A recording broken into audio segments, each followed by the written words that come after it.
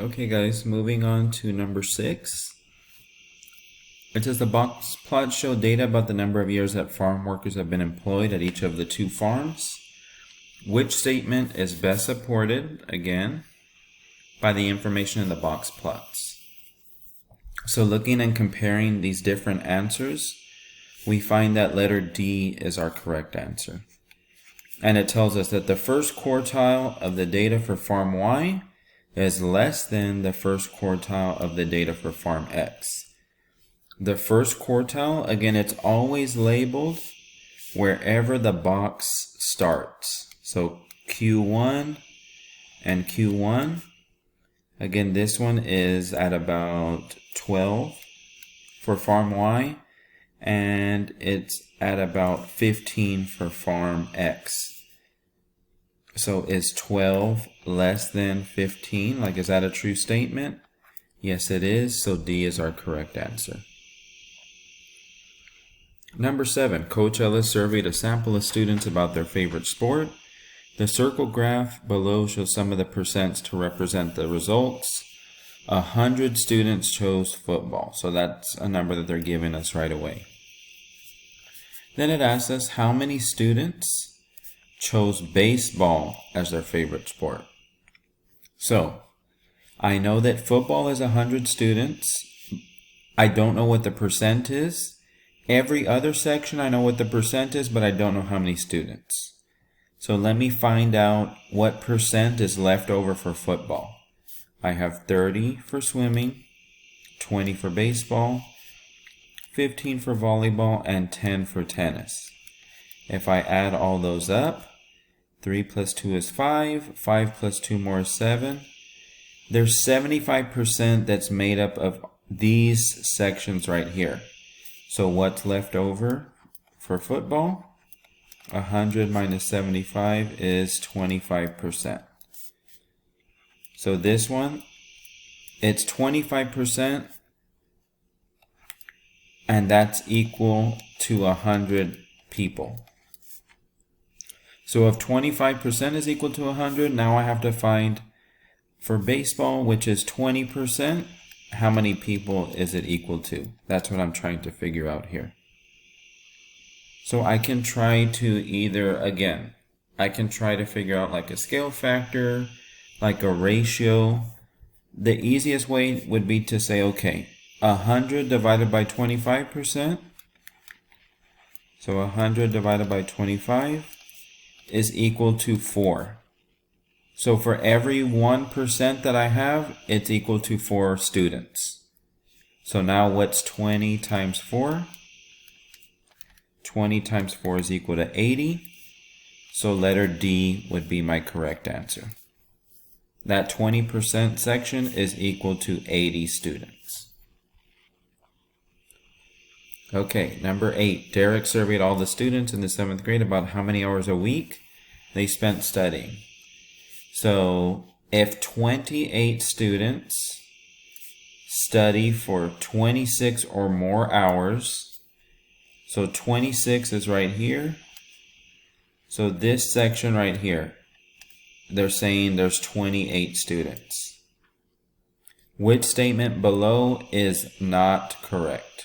So which statement below is not correct? Now, when I have these box plots, each little section, so this section is 1, this section is 2, 3, and 4. They're all separated equally into 4 quartiles or 4 parts. So if this one is 28, then this section is 28, this section is 28, and then this section is 28. Like they should all have the same amount of students in each one. That doesn't mean that the values are the same. It just means that they have the same amount of students in each of those like categories. So let's, again, we would go through our answers. We're checking again which one is actually false this time, not which one is true. And we would get that C is false. So it says that 64 7th graders study for between 16 and 26 hours. If I'm looking for between 16 and 26, that would be starting here and going all the way to here. So how do I find if that's actually true? I add 28 plus 28. When I put those together and combine them, I get 56. 56 is not equal to 64. So letter C would be my correct answer. That's the only one out of that group that's false. Okay, number 9. Coach Henry recorded the heights in inches of the soccer and football players in the dot plots below. It says, which statement below correctly compares the measures of center and variation of the two teams?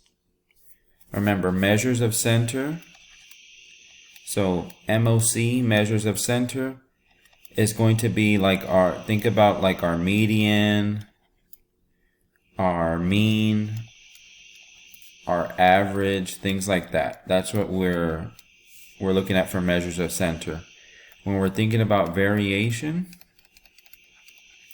what we have to think about is our range. So, looking at these different answers, again, I want to find out which one is correct. Letter A would be correct. So it says the soccer player's data has less variation. So that means the soccer players have a range that's small.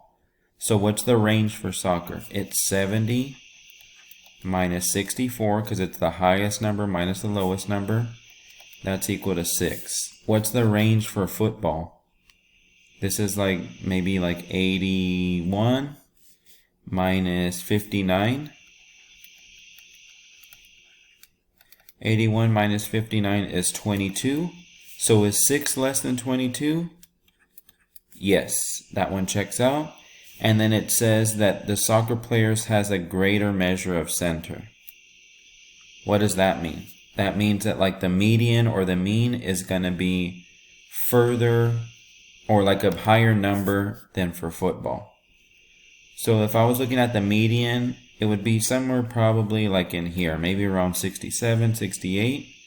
If I'm looking at football, like based on where the majority of the dots are, I would say that the median is somewhere like in here, maybe 64, 65. So is 68 greater than 64? Yes, it is. So that's why I'm proving that A is my correct answer. Not only is the range is smaller, because again the dots are much closer together, but then the variation or the measure of center, the measure of center is actually further along the number line. It's at a higher number than it would be for football. So that measure of center is greater for soccer than football. This last one here, the bar graph below shows the number of votes that 3 candidates in the school election received. Approximately what percent did Isaac receive? So we can go ahead and start by labeling. Again, this is number of votes, not percent. So it's 45, 35, and Alana had 40.